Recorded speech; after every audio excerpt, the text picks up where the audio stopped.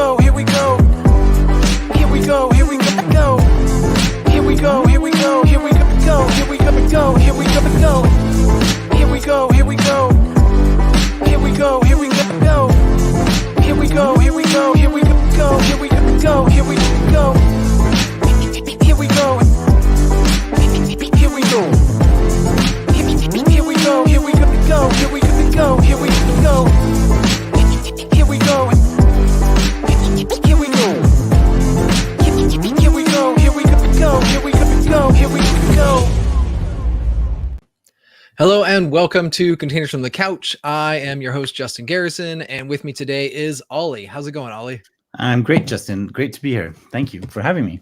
Yeah, it's been a while. We were looking back at the old Containers from the Couch. Here it is in the chat. Let me send this in.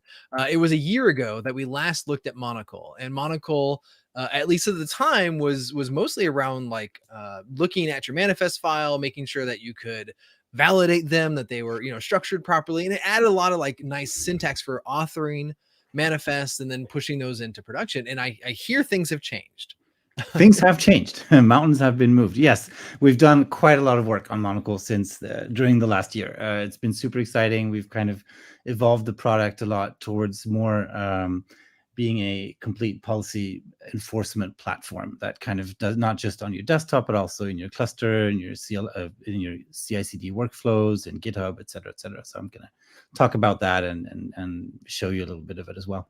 And Monokle originally could be used in some of those use cases, right? There was like IDE or local command line integration, but you could put that in a CI/CD system to validate those things, right? But now it's shifted more into like, hey, how do we enforce right practices and having certain policies around how those manifests and files are being put into a Kubernetes cluster, right?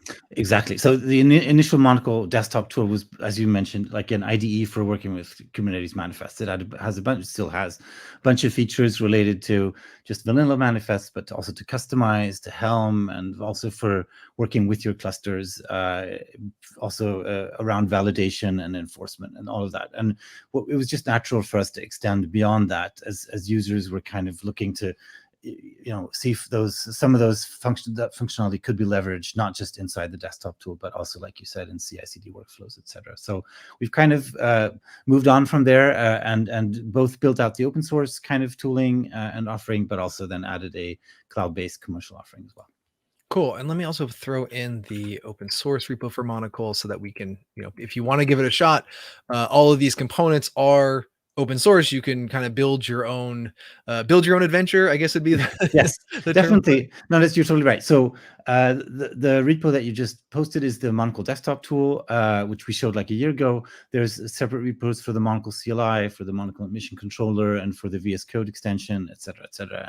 But I mean, if you go either to monokle.io or to the GitHub repo, you can then find links from there to find all the other things. I think what we generally see is that people start at one point, right? Oh, we need to validate as part of our CI/CD, so we'll start with the CLI, or we need something in our clusters, or as we see a lot today in VS Code, we need kind of a more powerful policy or configuration validation than what you get with the the Kubernetes VS Code extension, and they start with VS Code, but eventually they kind of have a need to tie all those things together into one platform where there's a centralized policy management, which is kind of what Monokle Cloud brings to the table. Cool. Let's go ahead and pull in your screen so we can see a little more of this overview. I have more questions already, but okay, great. I want to give you a chance to explain it before I ask. Yeah, so I'm as I promised, and as you've already told me, no slides. I just want to talk to this picture because it's really about how we think about Monokle. So we've coined the term policy enforcement pipeline. It's not the most original term maybe, but I think it kind of gets the point across as we see kind of policy management or policy enforcement shifting left, as many other things do, and users want to enforce their policies early in the life cycle because they know if they do it late, it'll be much more, they lose a lot of time troubleshooting, etc. So we have local tooling, right, where you can enforce and validate your Kubernetes configurations using either the Monokle CLI, our desktop tool, or our VS Code extension. Once, post commit, you can validate your configurations either with the CLI once again. So if, as part of any CI/CD tool, There's a GitHub action, and there's also a GitHub app that you can add to your pull request validation. So you can kind of, as part of your pull requests, get comments, added to your pull requests with validation errors, etc. So that's kind of a pre-deployment or post-commit validation, and then in the cluster, obviously, or you might want to validate as an admission controller, which is usually where people start, right? They start with Kyverno or OPA Gatekeeper or hopefully our tool. But I think that's more the natural place where they start. And I think what we're hearing is that that's where we started, but we'd like to shift left and still keep everything tied together into one platform. And then finally, I will also say that a lot of people do just in cluster validation, basically, which is Monokle Desktop is great for. Still, you can in Monokle Desktop connect to your cluster similar to Lens and look at all the resources there, and then apply validation policies to your resources there. And if you find something serious, you can just do a hotfix. I know that's not what you're supposed to do, but it can still be a fix if broken. It's sometimes you don't have time for. Sometimes you don't have time, and it's also a great way. Many times when people start with policies, the challenge is, what kind of policies do we start with that doesn't generate 1,000 errors, right? So this is a great way to just use Monokle Desktop, connect to your cluster, and play around with some of the validation configurations till you find a level that wouldn't kind of, slow you down for a month just having to fix policies. So as what we call policy shaping, like that initial process of finding a starting set of rules that you might want to enforce. And you can use Monokle Desktop for that, since you're connected to your cluster, and then extract that policy and then start enforcing it across this pipeline. And as I said, all these tools are open source. Actually, it's not entirely true. The GitHub app is not open source, but all the other, the CLI, the VS Code extension, the admission controller, they're all open source. They're all on GitHub. And then how we tie these things together is with Monokle Cloud, which is not surprisingly, a cloud solution. You can also deploy it on-prem if you don't want to have your things in the cloud, which kind of centralizes the policy management. And all these tools can then pull their policies from Monokle Cloud. So in Monokle Cloud, a platform engineer or DevOps engineer, etc., can go in and say, this is the policy that we're going to use. These are the rules that we need to adhere to. And then people in VS Code, in the CLI, in their mission controller can then using a token mechanism or whatever, connect to cloud and make sure that those same policies are enforced everywhere. So it's not, you don't have to distribute configuration files. Obviously, that's what we do under the hood for you. But as an end user, if you're in VS Code, you just authenticate with Monokle Cloud, and then we try to do all the plumbing and connecting behind the scenes for you. The admission controller, is that, you mentioned Kyverno and OPA, are those, is it a replacement for those things? Does it work in conjunction with those things? So what we're seeing, well, it depends on how the story you want to tell. I think what we're seeing is people maybe now using it as together with maybe Kyverno, or OPA. So what we've seen is sometimes you have a very security-minded team that really likes Kyverno or OPA Styra, and where they can have full control over security, admission policies, and rules like that. And then you have an application team which needs to enforce policies maybe more related to the application configurations, right? They might have policies around metadata, around labeling. They might have custom policies around, naming, if they're using some CRDs of their own, or if they're using Argo or whatever tooling they might be using, and they might want to introduce some policies there. It's fairly easy to create your own policies in Monokle and then have those distributed out to all these enforcement points. So what we're seeing now is maybe more of a combination. So use Kyverno for that the security teams owns, and then you can use Monokle for the other pieces. Obviously, you still want to maybe mimic some of the policies that Kyverno is enforcing for you to have a shift left effect. And I guess that's where things can get a bit hairy, but for now it seems like it's something that works out in many cases. And obviously Kyverno also has a CLI, right? So you can enforce those also, at least part of your CI/CD workflows. So those things can go hand in hand, I think. But And that does seem like a fairly common pattern as Kubernetes overlaps a lot of the infrastructure management and the application management. We see a lot of times that the infrastructure team wants to deploy Flux for GitOps, but the application teams want Argo, right? Like this is like they both do the same thing, but one has a slight better or different focus on, hey, this is good for bootstrapping or for CLI introspection or for diffing the Git commits versus like, oh, I want a visual layout of what like this deployment does. And Argo has other features on top of that where Flux might add different sources that we can get. Like I can get all the Helm charts and Git or customize whatever it is I'm trying to do, that whatever team's managing it is the one that's going to want, like, I'm going to put all my stuff here. It's like, cool. You can duplicate some of that effort. And if you have a security team, like you said, doing Caverno, is Monokle policies written in Rego? Or are you gonna? I'm sure you're gonna get to that. Yeah, no. So we have our own policy framework. We write them in TypeScript, but I think what ultimately, I think one of the advantages with Monokle, at least when you're getting started, and this is what we heard a lot at KubeCon, is that if you're getting started with Kubernetes, it's kind of overwhelming. I mean, it's overwhelming even after a couple of years. But I think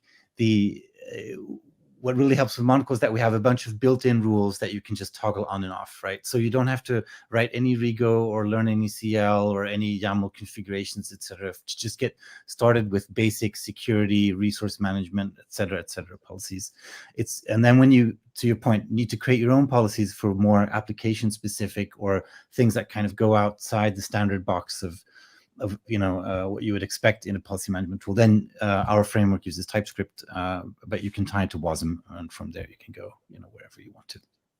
It's TypeScript that gets compiled into WASM for the policy? But you can load WASM into TypeScript. So we have one of our validation plugins actually under the hood uses OPA compiled to WASM, or Rego combines WASM and then loads that and runs those policies. So it's a mixed match. Everything can be done.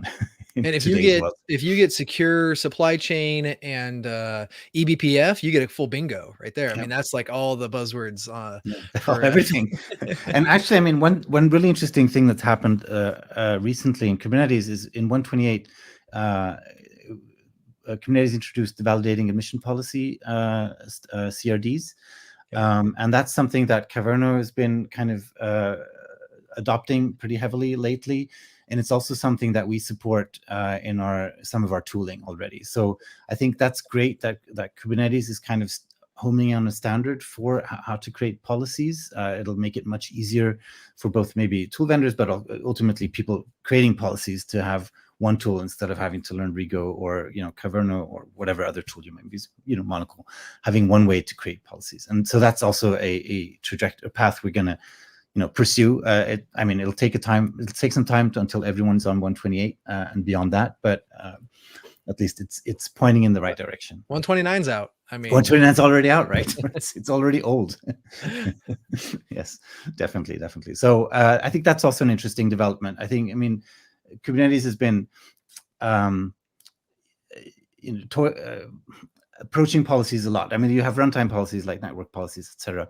And then there's the pod security standards, which were introduced, 126 or something. And then there were some policies that were removed at some point. Now I don't remember my Kubernetes history correctly. Yep. Yeah. So it's been going back and forth, but at least this latest standard the validating admission policy seems to be getting traction and adoption by vendors, including ourselves, which is a good sign. So you want to demo it out? You want to walk through like that initial authoring phase? How do you want to? I just want to show you just really quickly. So I guess this is Monokle. I'm just going to go sign in to Monokle Cloud. I'm already signed in. So the Monokle Cloud has two pieces to it. One is a browser-based IDE where I can do basically a lot of the things that I could do in Monokle Desktop. I'm not going to show that as much. I'm going to show a little bit because it has some nice features. But I wanted to more focus on what we call the actual policy management. I'm going to go into Workspace, one of my projects. Can you make that a little bit bigger for me? I can. Is that better? Even more? That's good. Okay, this is gonna be interesting. Let's see how our it always makes every layout wrong. works. Nothing lines up. It's fine. Yeah, nothing. It's fine. Okay, so I have a couple of workspaces. In this workspace, I have a demo project, and this demo project contains 2 repositories. We connect repositories to be able to enforce in GitHub with our GitHub bot. It kind of connects into this as well. And for this project here, I have these are simple stuff. I've already defined a policy, so this is where the small screen is going to be a problem. Yeah. Let me see. But basically, how it works is that we have a bunch of plugins for validating different types of validations, right? So there's for pod security standards, there's a plugin with common best practices, schema validation, resource links, there's security policies. This is based on the Trivy rules from Aqua Security, so that we've kind of incorporated here. There's a metadata plugin that kind of checks for labels and annotations, etc. So all of these policies are included, right? There's nothing you have to program or anything. You can just enable the plugins. I've just enabled a couple, and then when you enable plugins, you have a bunch of rules that each plugin exposes, and for each rule, you can then toggle that rule if it's on or off, and then the severity of the rule, right? And then once you've done that kind of once you've defined that policy, I can now, if I use now VS Code or any of the other tools that I've talked about, working with the same GitHub repository, the same policy will then be applied across the board. Is it stored somewhere in the Git repo to know, like, hey, there's like a metadata or a policies directory? How does it actually connect? So this repo is tied to these policies. So what the tools do is that they ask Monokle Cloud, hey, do you have policies for this repo, right? And then Monokle Cloud will look, yes, here's a policy for that repo. So we don't write anything to the repo itself. Under the hood, there's a YAML configuration file. There's YAML everywhere, right? So if you just want to use our open source tools and not use Monokle Cloud, you can copy and paste this YAML file and save it into a monocle.validation.yaml file in your repo, and then use our open source tooling like the CLI and the VS Code extension. They will use that configuration.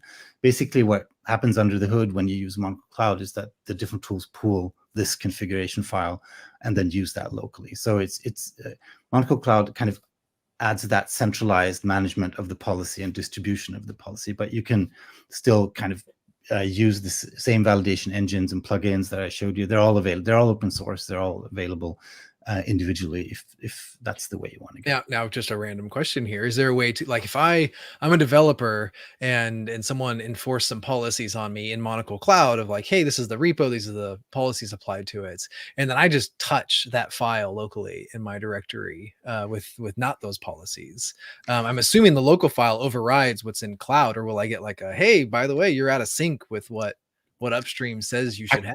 So actually, currently cloud overrides the local file. So okay.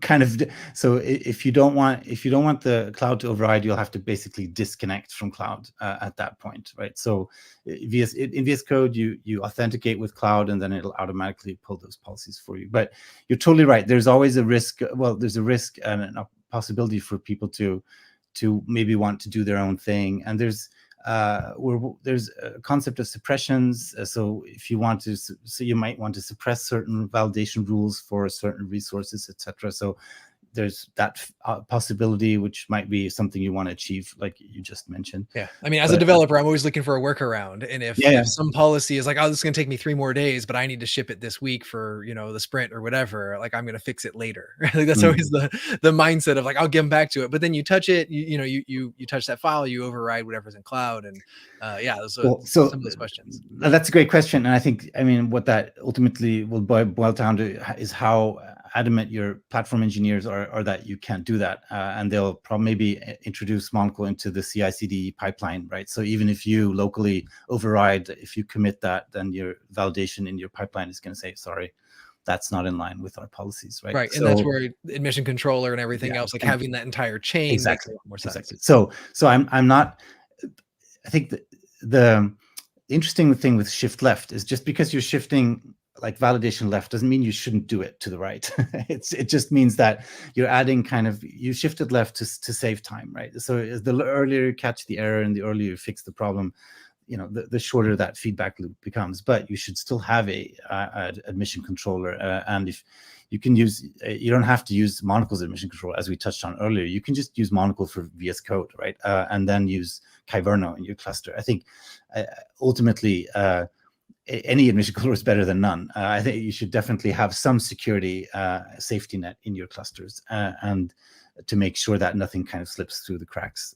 And whatever tooling you'd be using there is probably better than no tooling at all. Cool. So I think that's an important thing to note. And that, once again, I think that, as you mentioned earlier, a mix and match of tools is maybe becoming more and more prevalent, and definitely is something that applies here as well. I mean, I at least see that usually is at the team boundary, right? Like, or the ownership boundary, right? As soon as I have ownership of my IDE and I can say I can run this locally, validate these things locally, or skip them locally, I can iterate faster on what I'm trying to do at the time. But once it hands off to the CI/CD team or DevOps or a platform team, whatever, and like, hey, now they need to own some segment of that pipeline to be able to do their own validation and solve their problems and reach their goals. They're not writing the code; they're making sure that that code can run sustainably and reliably and that sort of stuff. So yeah, it definitely makes sense to be able to have some of those borders wherever the ownership ends, because I can't make changes in CI/CD or on a running, a live cluster or something like that, but I can just write my code. Yeah, and I'm also think that different policies will be of different for different concerns of different people, right? To your point, right? The security policies will be more top of mind for the security team or the people later on, more to the right, while once again the application policies or metadata policy or policies related to how you've configured your Argo resources or whatever other CRDs you might be using are super important to get right early, because otherwise things won't work, right? So it's quality of service versus just functionality. So I think, I mean, it's a complex thing with policies, right? And it's something that people usually don't.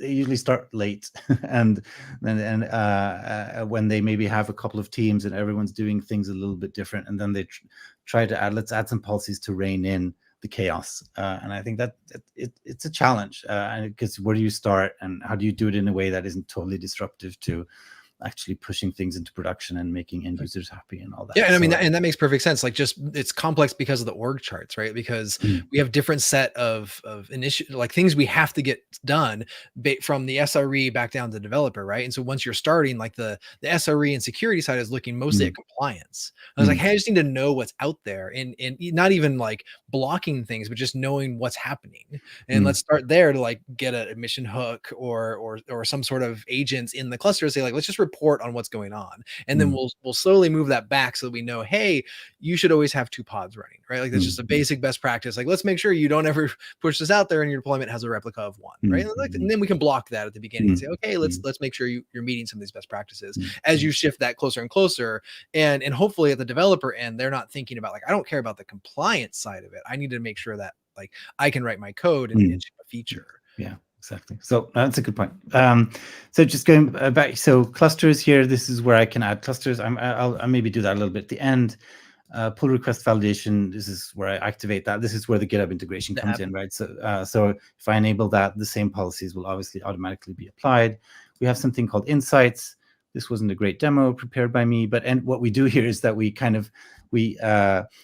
validate the repositories that you've configured once every day, every night, and then we kind of show you trends over time. Hopefully, as you fix misconfigurations or as you add new stuff, these lines go up or down, right? So at least you can kind of maybe track over time that your team is going in the right direction when it comes to fixing misconfigurations. And this will also track when you change the policy. And there's a bunch of stuff in here that I should have prepared better, as I can see this slide right now. But anyway, or sorry, this tab. Sorry. But that's where we are.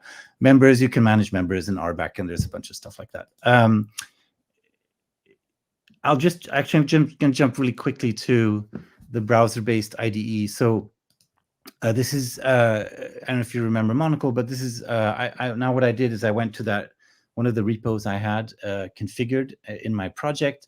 So this is pulled from GitHub, right? So this is basically a small, an IDE where I can work with my YAML configurations. I can commit, I can work with branches. I can do most of the stuff I could do in Monokle desktop. I can even do customized previews and Helm charts and stuff, but I'm not going to show all that. I'm going to show you just These are the validation errors that I now have in this very simplistic YAML file that I had in my repo. Sorry, I maybe should have explained that.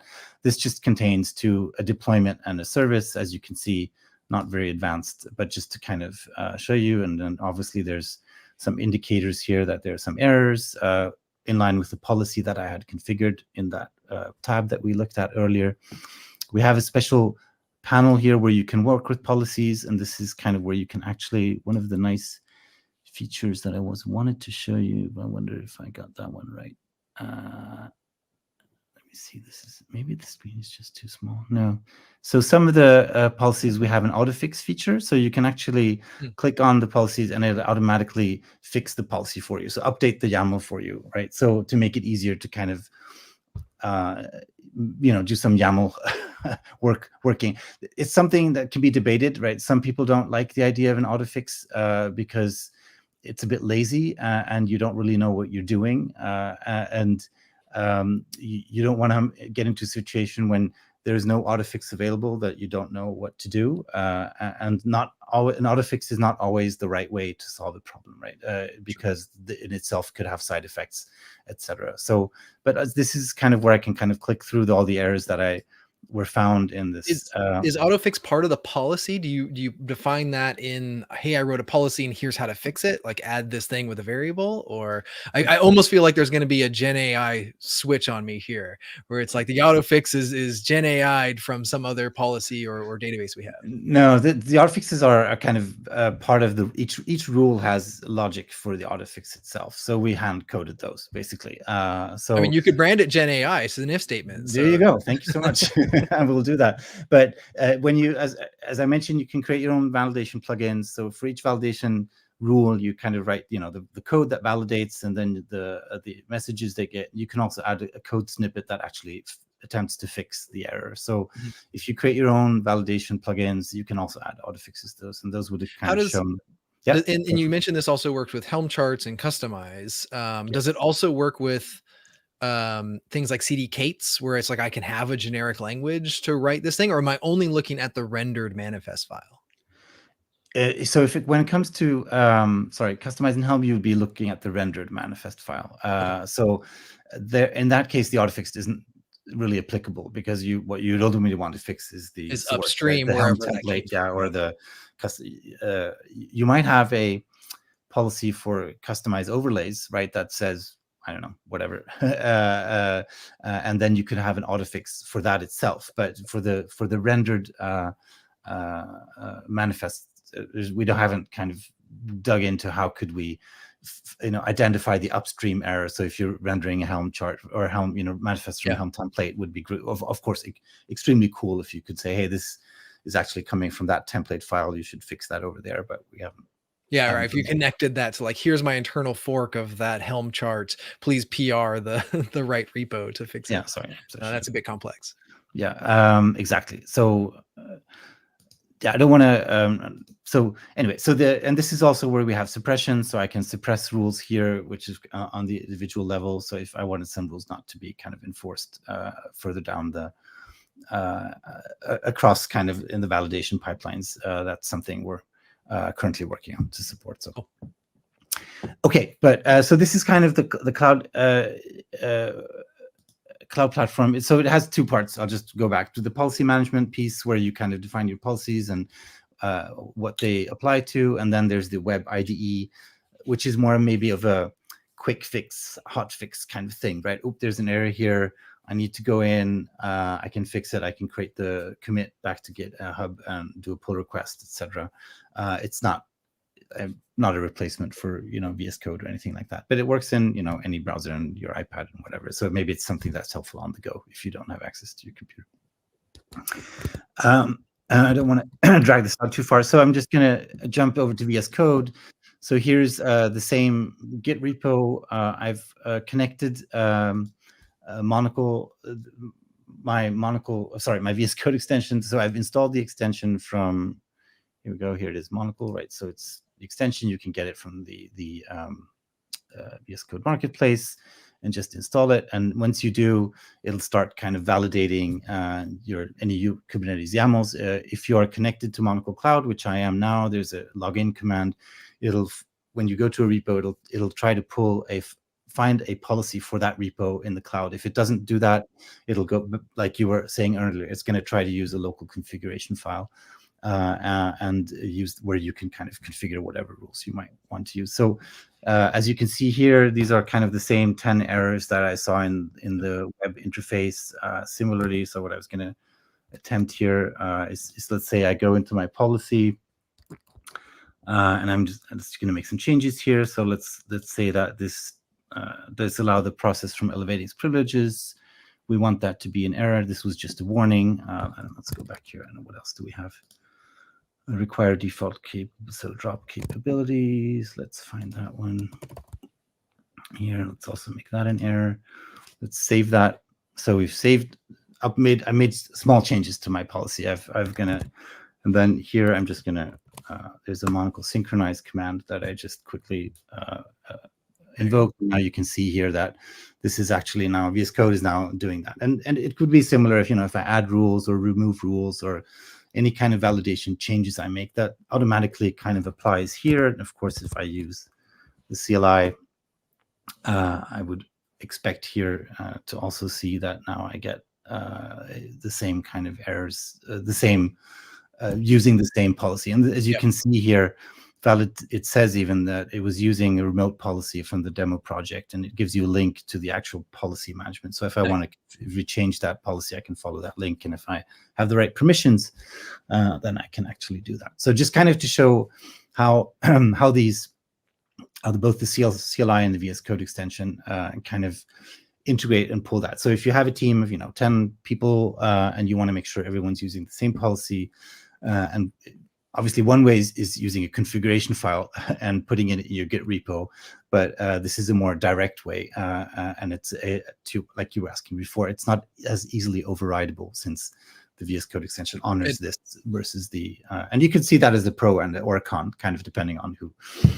And here's one of my real questions here is like, if you do echo $? There in your shell, did the last validate exit with a 1 because there was errors, or did it exit? What am I supposed to write? Echo, sorry. $? For the last command. Question mark. The last command exit code, was that a 1 or a 0? It's a 1. So yeah, you got an error. That's good. Yes.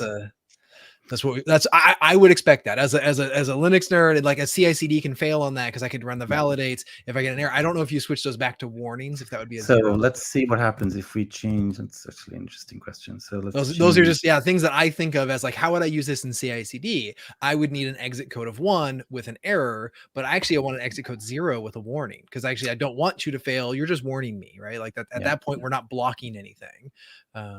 Let's see. I've updated that. So I changed the rules back to warning, right? Right. So if you're going to validate, I should get no red, basically, and my exit code should be 0. I would hope. Scary. It's 0. Yes, that's amazing. You did exactly what I was hoping for. That's awesome. And we did not prepare for this. Anyone watching? Okay, well, that's a big relief. Okay, so that's how these things work together. I think the last thing I just wanted to show, if I find the right browser window. Let me see, where did we go? Here we are. Was clusters. So I can add a cluster to my workspace.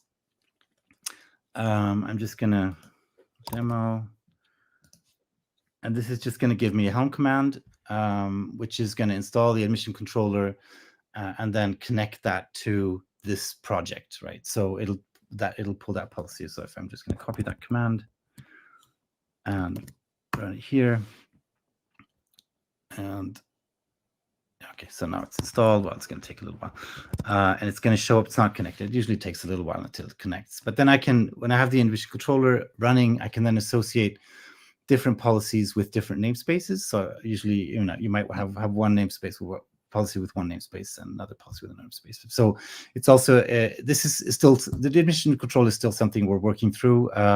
We don't have great reporting, and we'd love to have kind of real-time reporting in the UI, right? So now it's connected, so where you could basically interactively see, hey, here was a resource that was not admitted, or here are warnings, and then you see some charts over time. I know there's the policy working group is working on, I don't know if you're familiar, the policy reports, CRDs, which is used by a policy dashboard, which I think the Kubernetes team makes, which is really nice. Those are more kind of reporting, static reports. What we'd like to provide is more a real-time interface for someone to be able to go in and see, okay, what's currently, what failed last, what over the last hour, what's kind of not been emitted, where do I have the most problems, in what namespaces, which rules are the mostly violated or warned, et cetera, et cetera.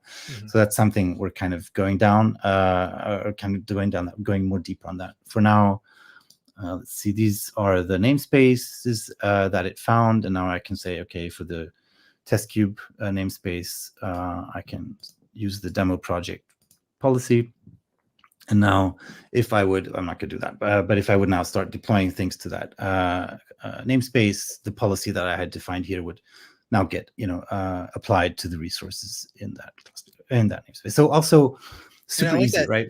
When you're selecting your policy, you can have multiple, because I can have that baseline demo project, but I could also have one for like, this is production, right? I just generic production, like these policies apply if you're in prod. I have one for test, one for dev, whatever. I was like, we'll let you, do whatever you want in dev and execute to root if you need to. But in production, we're going to obviously block that. And that's really neat. No, that's a great point. So I think the idea of policy composition is interesting, right? So like you said, you define a base policy that you want across all your namespaces, and then you add additional policy with much stricter rules that you put to your production. So that's definitely something that we support right now. I think it could probably be easier, but it's doable. So and I think that's a really interesting pattern. I think that we're seeing kind of people playing with. Yeah. So I'm actually so happy that I didn't run into any bugs yet. So I'm going to stop demoing here. Yeah, that was a good set right there. And open up for questions, and if you have any more questions, yeah. So again, with that policy issue, I know it's cool that they're composable. Is there a way to like fork a policy? Right, like, hey, I want to start from this policy, but I want to make these 5 changes and adjust it rather than start from scratch. That's a great idea.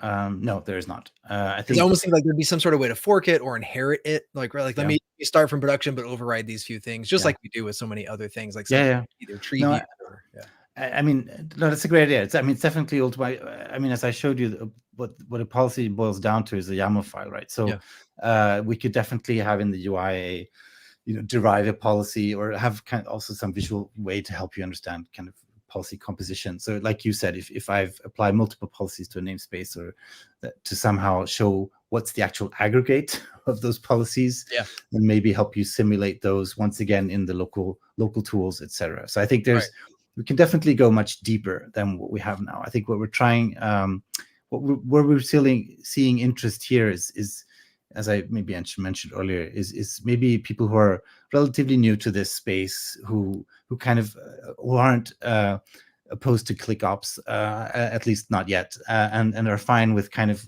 using a tool that helps them get started quickly by clicking and pasting some commands, etc. And then as they learn and they grow, we obviously have features to kind of really go deep in some areas, but then, as you also hinted on, you can complement this with a Kyverno or something else that is maybe caters more to a very a different mindset around kind of very low level control over the individual policies that are in your cluster for security, which makes total sense. No, that's really cool. Great. So I think I mean obviously I could talk more and show more, but I'm happy to keep it reasonably short, and it was great getting the opportunity to show this to you and to anyone watching. So thank you so much. Yeah, no, thanks for answering questions. I'm just excited that like the CLI did what I would have expected. Yeah, I'm so excited too. Those sorts of niceties just make it easier to adopt something, right? Because I was like, oh, I can just plug this in where I had a bash script that did some other command. I'm like, actually, I'm going to step that up into some actual YAML parsing and validation, and I don't have to change everything around it. Right, because that's always the problem. Is like I can swap out the tools, but once I have to change something before or after it, if I'm not the team that manages that, like they just expect an exit 0, right? Like my CI/CD, if you exit 0, you're clean, you're going through, you're right? clean, you're good to go. Yeah.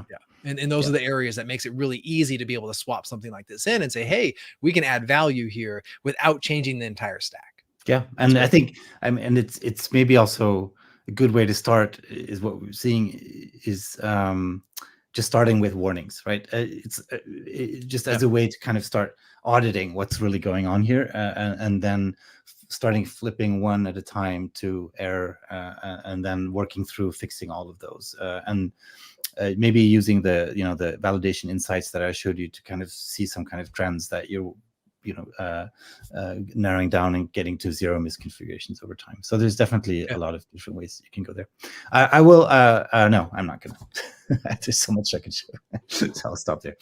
Well, if someone wants to obviously try it out, they can try out the GitHub, they can go to Monokle.io. Is there somewhere they can get involved, somewhere they can reach out to you? Is you guys Slack or Discord or something? Sorry, yes, thank you for asking. Yes, there's a Discord server where we're happy to answer questions. There's I've showed Monokle Cloud. It has a free tier, so you can play around with that. All we ask for is your GitHub login. And as I mentioned, all the individual tools, the VS Code extension, the CLI, the desktop tool, the admission control, they're all open source. You can, using this YAML file that you see here, is what you can, oh, sorry, you don't see it anymore, that I showed you. You can use that you can put that in a CRD for the mission controller. You can put it in a configuration file for the CLI and for the VS Code extension. So it's a good way to kick the tires. Do you like the default validation plugins that are there? Do you kind of like the approach, right, versus others? And then when you feel it's time to tie everything together and have a centralized place where you manage your policies, that's where you kind of add the cloud layer to it. And as I mentioned, you can run that on-prem or in the cloud. Right. As a generic Kubernetes validation tool, I can get started with this with the free tier and a kind cluster, and I can see how some of this works and deploy some workloads and say, oh, this is where I think this should apply, or some policies that I want to test out. So let me just see if that works. And then I can use my EKS cluster, my on-prem cluster, whatever, to be able to say actually all of these can be managed with the same tool. Yes. Fantastic. Yeah. Christmas comes early. So, well, thanks so much for spending the time and showing it to us. And hope you have a great time. And if anyone's interested, go check it out. Yeah, please reach out. Thanks so much for having me, Justin. Take care. Yeah. One last thing I want to say to everyone here on Containers from the Couch, thank you so much for watching, and hope you all have a happy holidays and happy new year. This is actually my last stream on Containers from the Couch. So it's been a great 3 years that I've had running these streams with you, showing, hopefully learning brand new things with you as we're going through it and understanding some new things together. So please feel free to say hi. I do not know what's going to happen with some of the shows going forward, but I'm not going to be doing any more Containers from the Couch streams. So feel free to reach out to me other places, either on my YouTube channel or other places as well. But yeah, I hope everyone has a great holiday, and we'll see you again soon.